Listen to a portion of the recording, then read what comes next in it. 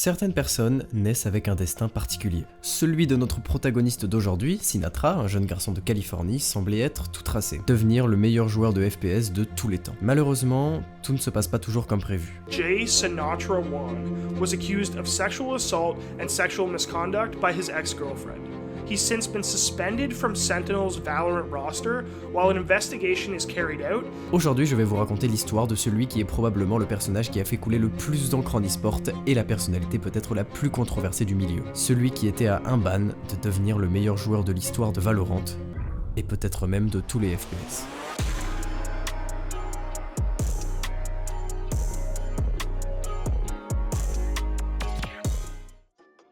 Sinatra, ou Jay-One, naît en 2000 à Shoreline dans l'état de Washington où il a une scolarité d'américain tout ce qu'il y a de plus banal. Avec un petit détail, il est très compétitif. Il veut être le meilleur dans tout ce qu'il fait et sera pendant un temps un joueur de baseball assez fort, pas juste un petit mec qui joue en club avec ses potes. Il aurait vraiment pu avoir une carrière pro dedans. Il était vraiment doué, sauf que vers l'adolescence, il tombe dans les FPS, genre Call of Duty, Halo 3 ou Counter-Strike en commençant déjà à se rendre en LAN et à gagner des cash prizes. Sa toute première victoire de LAN remonte à 2014 où il gagne 200€ dans un tournoi mid-tier de Counter-Strike à seulement 14 ans, et j'ai bien dit victoire et pas participation. À 14 ans, on avait déjà les signes qu'il était destiné à devenir un grand joueur.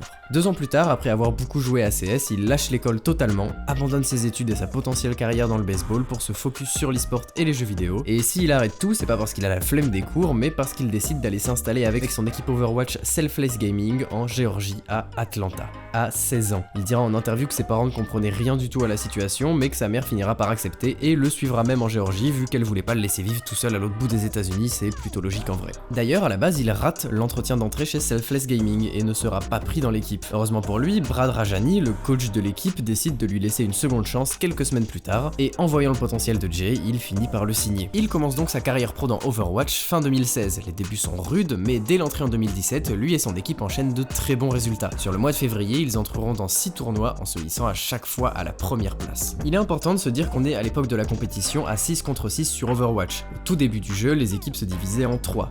2 tanks qui s'occupent de prendre de l'espace, aller en première ligne, prendre les dégâts à la place de leurs coéquipiers vu que ils ont plein de vie. Ensuite 2 supports qui vont soigner les 2 autres membres de l'équipe, leur donner des bonus d'attaque ou de vitesse et assurer leurs arrières. Et pour finir 2 DPS, ceux qui doivent faire des dégâts le plus possible. En fait à la base, Sinatra c'était un gros joueur de Counter-Strike, un FPS où on doit tenir des angles, c'est-à-dire se mettre à un mur, tenir une ligne et attendre qu'un ennemi passe pour l'abattre. Et ça frustrait un peu notre joueur qui aurait préféré une plus grande mobilité. Tenir une ligne c'est long, des fois il y a personne qui passe et quand il y a quelqu'un qui passe, vous devez avoir un temps de réaction extrêmement faible si vous voulez gagner le duel. D'ailleurs si le duel vous le perdez, vous devez attendre le round suivant pour pouvoir jouer, ce qui rend le gameplay très punitif. Donc quand Overwatch sort avec un gameplay nerveux, rapide, ou si vous mourrez vous retournez presque tout de suite sur le terrain, et avec un personnage comme Tracer qui va extrêmement vite et qui peut même se téléporter, il n'en faut pas plus à Sinatra et il se met à jouer entre 8 et 12 heures par jour à Overwatch pour finir à la 2e place du ladder nord-américain en saison 2, et c'est là qu'il réalise qu'il peut devenir pro et qu'il deviendra probablement la Tracer la plus marquante de l'histoire du jeu. Donc si son bout de chemin avec Selfless Gaming est pas exceptionnel d'un point de vue des résultats en équipe, en termes de niveau individuel, il ne passe vraiment pas inaperçu. Il est fébrile, hype, rapide et possède une lecture du jeu et une aim plutôt solide.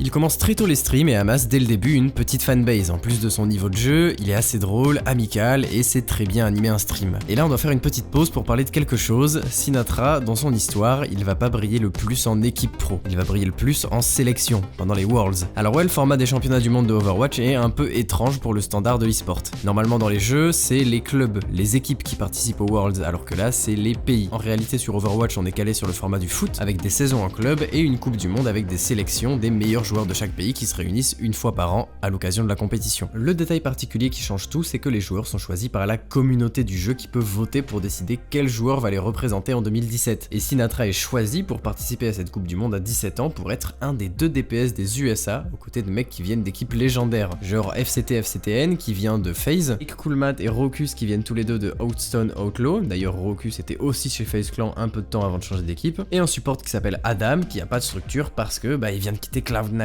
Bon, ils vont détruire les qualifiers, mais pas de chance, pendant les phases finales, ils vont tomber contre la Corée du Sud, ceux qui finiront par devenir les champions du monde, et s'ils finissent champions du monde, c'est que le chemin des USA va s'arrêter là pour les Worlds. À ce moment-là, les gens commencent à douter. Sur le serveur, Sinatra est égoïste, alors il est très bon techniquement et mécaniquement, mais jouer tout seul, ça ne marche pas contre les meilleurs joueurs du monde. De plus, Sinatra est plutôt toxique à cette époque, il ne communique pas beaucoup en jeu, et quand il le fait, c'est soit pour se moquer de ses adversaires, soit pour insulter ses coéquipiers. Il s'énerve facilement et quand il perd son sang-froid, il fait n'importe quoi, se donne à ses adversaires en prenant de mauvaises décisions. À ce moment précis, l'opinion qu'ont les gens de lui se divise, ceux qui l'adorent et ceux qui le détestent. On est à une époque où l'e-sport était encore très bon enfant, le supporterisme n'existait presque pas, et la majorité du public, c'est pas des mecs fans de compétition, de banter et de rivalité, mais des mecs qui jouent et qui veulent juste voir des gens super forts au jeu. Donc quand ils arrivent et qu'ils voient un gamin de 17 ans dans une équipe que personne connaît et qui crie sur ses mates en stream, en Coupe du Monde, qui teabag ses adversaires sur scène et qui est tout simplement la définition de l'arrogance et de l'ego, y a beaucoup de gens de la communauté qui peuvent pas le supporter. Il a vite fait reçu le même traitement de la part de la communauté que Leffen, un autre joueur à ego assez toxique et trash talker à peu près la même époque, un gars qui s'était même fait bannir à cause de ça. Et cette haine de la communauté envers Sinatra, elle ne va pas aller en s'améliorant. En étant repéré pendant sa Coupe du Monde, il quitte Selfless Gaming en 2018 pour rejoindre les San Francisco Shock. Et cette structure, si vous connaissez pas Overwatch, vous la connaissez peut-être pas, mais c'est une équipe énorme et c'est pas pour rien vu que SF Shock, c'est le même propriétaire que NRG Gaming, une des plus grosses structures e-sport du monde, et c'est aussi le même proprio que les Kings de Sacramento, l'équipe de basket. Ouais, c'est cool d'avoir de l'argent. Donc SF Shock en 2017, ça a beaucoup d'argent, mais ça gagne pas beaucoup. Pendant ce qui ressemble aux prémices de l'Overwatch League en 2017, en gros 2-3 show matchs avant d'arriver en 2018, sans Sinatra, l'équipe finit à la 8ème place sur 12. On est d'accord, c'est pas incroyable. Pendant ce temps-là, les problèmes commencent à arriver sur Sinatra, déjà qu'il est l'un des plus jeunes joueurs de la ligue, avec le plus de poids sur les épaules à force de crier partout où il va qu'il est le plus fort, et encore plus de pression vont s'abattre sur lui quand ses contrats vont leak. Il rentre donc à 17 ans chez SFC pour 150 000 $, un prix énorme à l'époque pour un joueur sans expérience et surtout qui a un problème de taille. Sinatra il peut pas participer à l'Overwatch League, elle est fermée aux mineurs. Ah, d'ailleurs, si c'était interdit aux mineurs, c'est sûrement à cause des sponsors de la ligue, genre alcool, jeux d'argent. La ligue voulait pas se fermer à ces opportunités et ont préféré tout simplement interdire les mineurs de performer dans leur ligue. Sinatra va donc devoir attendre. Ces 150 000 $, qui sont toujours énormes aujourd'hui aux yeux des gens, le sont donc encore plus à cette époque. Et le truc, c'est que les gens ne connaissent pas les quantités d'argent en e-sport à ce moment-là. Sinatra n'est même pas le joueur le mieux payé ou le plus cher de son équipe, mais c'est le seul qui a eu son contrat diffusé, donc une partie du public va s'acharner sur lui, ne comprenant pas son salaire, tandis que l'autre partie des spectateurs va attendre et observer s'il vaut vraiment tout cet argent, ce qui va lui mettre une pression titanesque à seulement 18 ans. L'état d'Overwatch en 2018 est assez particulier. L'Overwatch League, qu'on peut considérer comme la plus grande ligue du monde, contient 12 équipes, la plupart portant le blason d'une grande ville américaine avec quelques exceptions comme les London Spitfire, Shanghai Dragons ou les Seoul Dynasty. Les deux premiers splits de la ligue, les deux premiers segments se passent assez mal pour les SFC. Sur les 4 premiers mois de la compétition, l'équipe parviendra à arracher 6 victoires pour 14 défaites, ce qui les place tout en bas du classement. En avril, Sinatra fait son entrée, tous les spectateurs avaient les yeux rivés sur lui et s'attendaient à le voir investir toutes les games.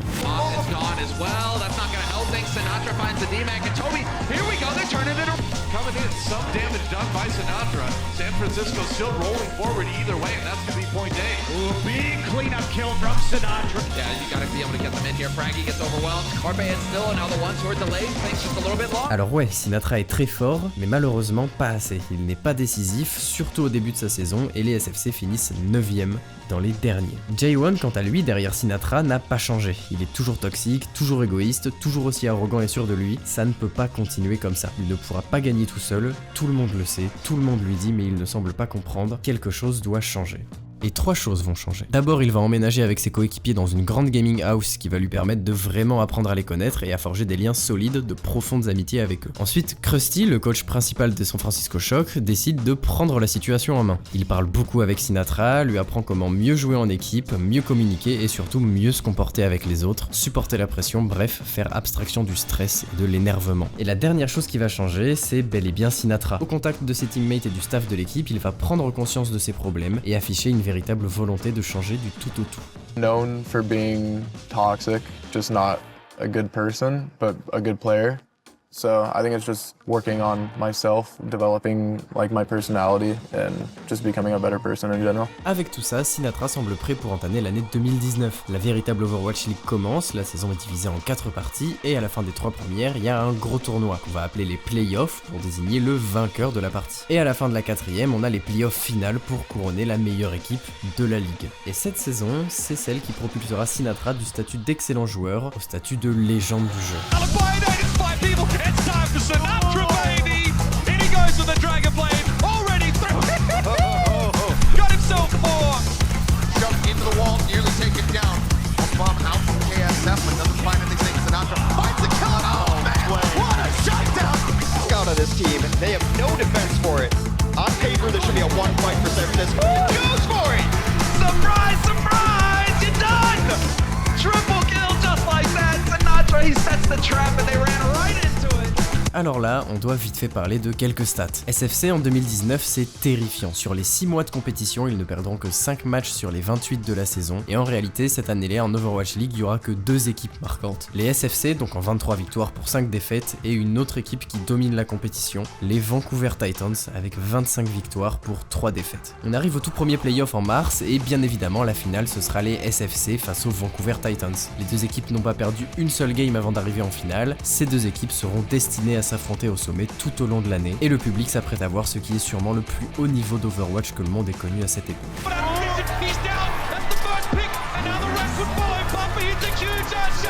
And the Vancouver Titans stand on the precipice. They say the North never forgets, but now the North will never be forgotten. 4-3. Aïe, ce n'était peut-être pas assez. Peut-être que Sinatraa n'avait pas assez fait d'efforts. Peut-être que l'équipe n'était pas encore prête. Après le match, beaucoup de gens pensent que mentalement, l'état de Sinatraa doit être terrible, qu'il doit être incroyablement démotivé. Et pourtant, c'est tout le contraire. Playoff du deuxième split, les SFC se retrouvent encore une fois en finale contre les Vancouver Titans, mais c'est un SFC avec un autre visage qui se présente sur le terrain ce jour-là. Ils ont fait un split parfait en 7 victoires pour 0 défaite et comptent bien ne pas s'arrêter là. Janu down as well, and the Shock, they may have done it. Only bumper remaining, Haksal just trying to stay on the point, but that's gonna be it. The grab from Sinatraa comes in, and the Shock have done it. They are your Stage 2 champions.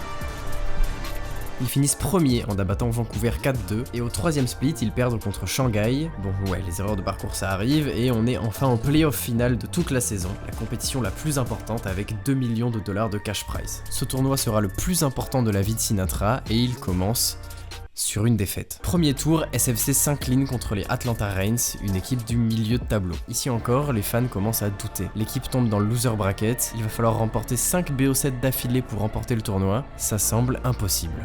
Pourtant, la suite appartient à l'histoire. Punches there, and Benocean will be taken down. Benocean but does finds the res. Sinatraa goes ahead, punishes the Mercy, however. Spitfire continue to try to play forward. There's some San Francisco Shock will be eliminating your inaugural season champions. Here it cannot tag the card. The Shock take it home. They will be advancing in the lower bracket. Right now, Sinatraa has to clear a shot down and go for a punch, and he's gotten Shaz. That's the way to open up the fight. Shawfall fell soon after. Like, he just got repositioning more than safety because of the amount of damage reduction he had applied to him. Shawfall gets shut down. Poked and prodded, pushed and pulled everywhere. Oh, his Architect on this Bastion. Working around to the side, and that is it. The culmination of a season for the LA Gladiators. They finally fall. Oh, gets the hit. Knocks Rhea back, and that is going to be taken down at the start. Absolutely crucial here for the Shock. Now Kujway falling to the orb from Violet. Trying to stay alive. The coalescence out from Bebe. Doing what he can to top everybody up. The Meteor Strike is there. Bebe nearly gets picked off. They dumped in behind the Orisa barrier, but being sight for Bebe as he watches from above will drop down to his demise. But for the Shock, they advance forward. They're playing against NYXL tomorrow. On the Orisa, and knowing when to put that supercharger down and how to protect it, they need to get the value out of that ultimate. But San Francisco Shock looking to pounce. Sinatraa in pressure on Meko, who's still hanging on by a thread, just barely getting healed up. Oh, the smash is huge. 3 kills coming in for the San Francisco Shock in the blink of an eye. Sinatra's on a murderous tear, and the San Francisco Shock. It looks unbelievable. San Francisco, this is huge. They're kicking them out one after another. Totally falling apart on the side of New York. It all looks so good for an instant, and San Francisco flip it on its head, and they're going to the grand finals. Playing so aggressively, but Sinatraa already has his Meteor Strike in the it's beautiful! You can't ask for much. He'll wait for Tizzy. Not much he can do with Reinhardt. So Minsu, he didn't do any better. Joik over to the high ground now. He's going to lay the flux down. Meteor Strike. He gets rid of the supercharger, and Slime is down. Lucio is missing. Violet gets himself another one, and Sinatra's far from done. They get rid of Twilight in the offside room, and then San Francisco shot.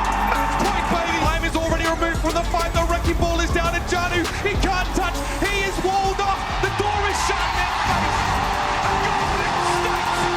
A golden state. SF Shock ne va pas perdre une seule game. 4-0, 4-0, 4-0, 4-0. Et pour la grande finale, 4-0, pas de buzz, pas de suspense, et Sinatra est couronné MVP de la saison régulière, c'est-à-dire le meilleur joueur de la saison. Après cet énorme tournoi, il est évidemment encore une fois sélectionné par le public dans l'équipe américaine pour les Worlds, et il a faim. Il ne reproduira pas les mêmes erreurs que l'année dernière. Cette année-là, c'est pour lui.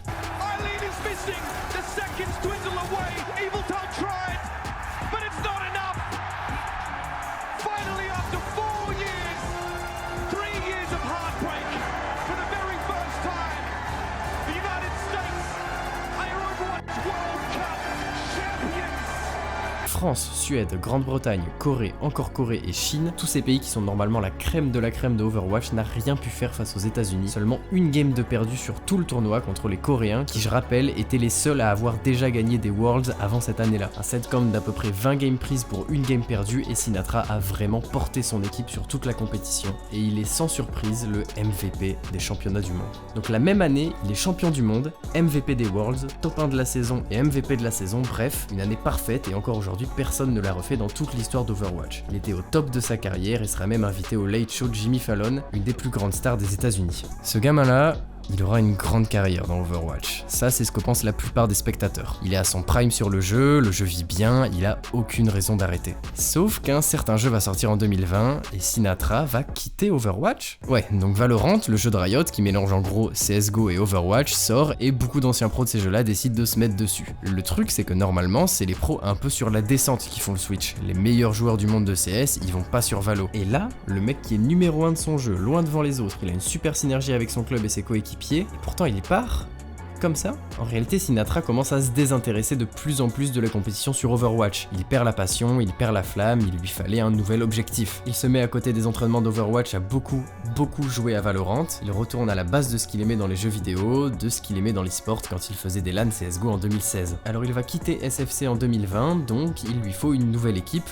un vrai projet. Et ce vrai projet, ce sera évidemment Sentinels, avec une équipe composée de Sinatra, Zombs, Shazam, Seek et Dapr. Ce roster-là, il est terrifiant sur le papier, c'est la meilleure équipe du monde jusqu'à preuve du contraire, et les prémices de compétition, genre des petits tournois non franchisés organisés par-ci par-là, semblent placer Sinatra comme le tout meilleur joueur du monde. Son premier vrai test a lieu le 5 décembre au tournoi First Strike, le premier tournoi organisé par Riot Games, sauf que le capitaine de l'équipe Shazam apprend une mauvaise nouvelle quelques jours avant le tournoi. Son père décède, mais l'équipe décide de faire le tournoi quand même sans le prendre au sérieux et finiront à la 3ème place, ce qui est quand même très honorable. Le tournoi qu'ils vont prendre au sérieux, c'est le début du premier circuit compétitif de Riot Games, les VCT. Pour la saison 2021, il se divise en 3 tournois internationaux, des mini-worlds, les Masters, et en gros, si vous êtes chaud aux Masters, vous êtes invité aux Worlds. Pour se qualifier aux Masters, il faut d'abord performer dans sa propre région, donc en Nord-Amérique pour Sinatra et les Sentinels, et ça se passe dans les tournois Challenger. Et ça tombe bien, il y en a justement un en février, et Sentinels y participe évidemment.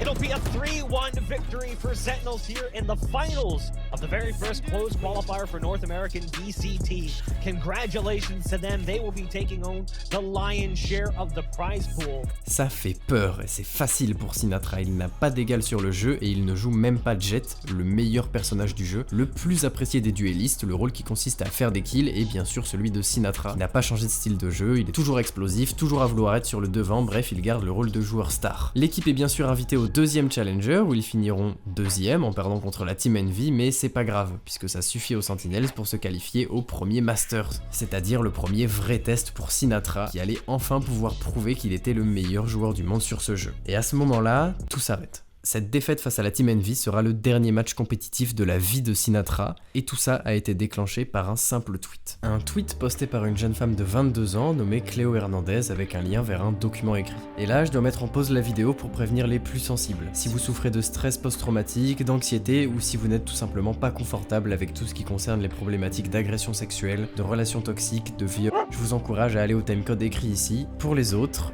on va commencer. Cléo Hernandez est l'ex-petite amie de J1 et elle publie un tweet longueur d'accusation le 9 mars 2021. Le document est très long et contient des captures d'écran ainsi que des enregistrements audio pour appuyer son témoignage. Et moins de 24 heures plus tard, Sinatra est mis à l'écart de Sentinels, banni 6 mois de la compétition par Riot Games et son skin qui lui a été offert pour son MVP des Worlds de Overwatch est retiré. Que s'est-il passé précisément? Dans son tweet longueur, Cléo accuse Sinatra de globalement 3 choses pendant leur relation de 9 mois. Premièrement, des relations sexuelles sans consentement. Ensuite, une relation dominée par la peur face à son insistance pour obtenir des rapports non protégés et à l'insécurité de Sinatra qui vérifiait des fois sa localisation par peur qu'elle le trompe. Et pour finir, elle lui reprochait que Sinatra n'en avait pas grand chose à faire de son état et de ses souffrances dont il était la cause. En lisant le document, on prend conscience de qui est véritablement J1. Narcissique, pervers, immature, violent dans ses paroles, apparemment il hurlait souvent pour mettre fin à des disputes, discussions. Le problème, c'est que cette affaire, elle est assez bizarre. Alors attention, me faites pas dire ce que j'ai pas à dire, la parole de la victime passe évidemment en priorité, et Sinatra a l'air très suspect, et à mon avis très probablement coupable des choses qui lui sont reprochées d'ailleurs. Il est important de rappeler que 98% des cas d'agression sexuelle qui finissent au tribunal n'aboutissent à aucune punition de l'agresseur, la plupart du temps par manque de preuves. Le truc, c'est que là, il y en a des preuves, et vous allez sûrement me dire que la plus grande preuve, c'est l'audio que Cléo a montré dans son tweet longueur, mais perso, je pense que c'est surtout, Sinatra, il a pas voulu coopérer quand Riot Games a voulu faire une enquête sur lui. Ah, bah ça c'est ballot, hein, quand on n'a rien à se reprocher, c'est bizarre de pas coopérer pour une enquête sur un truc qui peut potentiellement détruire ta carrière, non? Et le point étrange dans toute cette affaire, c'est que Cléo dit avoir la vidéo qui va avec l'audio, qui prouve définitivement la véracité de ce qu'elle dit. Et tout ce qui se dit sur cette vidéo est assez suspect. Sinatra dit d'abord qu'il a la vidéo et quelques jours plus tard, finalement, elle lui avait demandé de le supprimer quand ils se sont séparés et il ne l'a plus. Bizarre. Ce qui est bizarre de l'autre côté, c'est aussi que Cléo dit d'abord qu'elle va envoyer la vidéo à Riot Games pour ne pas le faire. C'est assez étrange et à ce moment-là, certaines personnes se sont mis à penser que Cléo, elle était jalouse. En effet, beaucoup de gens doutent du témoignage de Cléo, non seulement parce que un an avant le tweet longueur, quand ils se sont séparés, elle a fait un TikTok pour se moquer de la nouvelle meuf de Sinatra, ensuite parce qu'elle a menti sur le fait de l'avoir quitté elle-même alors qu'elle avouera plus tard dans un message que c'est lui qui l'a quitté, et ensuite qu'elle répète énormément de fois dans ses différents posts avoir peur de se retrouver seule, et que c'était d'ailleurs pour ça qu'elle s'était forcée à se soumettre à Sinatra car elle était terrifiée à l'idée qu'il la laisse seule. Bon, perso je trouve pas que ça annule son accusation, au contraire, sachant que Sinatra a probablement pas dit tout ce qu'il savait, qu'il a lui aussi menti et qu'il a pas coopéré avec les autorités. Je pense même que Sinatra n'y est pas pour rien à sa peur de se retrouver seul, c'est souvent un des symptômes classiques de la relation toxique avec un manipulateur. À la fin, tu te mets à penser que tu as besoin de l'autre personne, aussi mauvaise soit-elle pour ta santé mentale ou ton intégrité physique. Bref, dans les faits, aujourd'hui Sinatra n'est plus banni et peut techniquement rejoindre le circuit compétitif, ce qui n'arrivera probablement jamais. D'abord parce que ce que je viens de dire, la majorité des membres de la communauté e-sport le sait déjà et est consciente que Sinatra est très probablement coupable, il a donc une image horrible qu'aucune équipe e-sport ne veut dans son roster. Sa seule chance pour retourner dans le circuit serait de former une équipe de zéro avec des amis à lui qui n'ont pas peur de se montrer à ses côtés et de monter en VCT ensemble via un moyen permis par Riot Games, un peu comme le tournoi Ascension en Europe. Et ça, il a essayé de le faire en 2023 il y a quelques mois sans réussir à aller assez loin dans le tournoi, mais assez loin pour faire parler la communauté pendant plusieurs jours. Je vous mets en description beaucoup de sources pour que vous puissiez pousser les recherches par vous-même. Il y a vraiment de quoi détester le bonhomme et j'ai personnellement été très déçu, voire dégoûté, en voyant ce que celui que je considérais comme un exemple pour tous les jeunes souhaitant se lancer en e-sport était vraiment dans la vraie vie. Aujourd'hui, Sinatra, même s'il a bien stoppé la compétition, a toujours une carrière et une grosse fanbase sur Twitch, où il stream très régulièrement et où il est très apprécié par sa communauté. Ses chiffres sur Twitch lui permettent normalement de très bien gagner sa vie et si l'affaire se tasse, il pourra même retrouver une structure dans quelques années, probablement sur un nouveau jeu. C'était Polyert, merci d'avoir regardé cette vidéo, je vous invite à mettre un pouce bleu et à vous abonner, c'est très important pour la chaîne. Merci encore une fois à ceux qui continuent à suivre. On se dit à dans 2 semaines.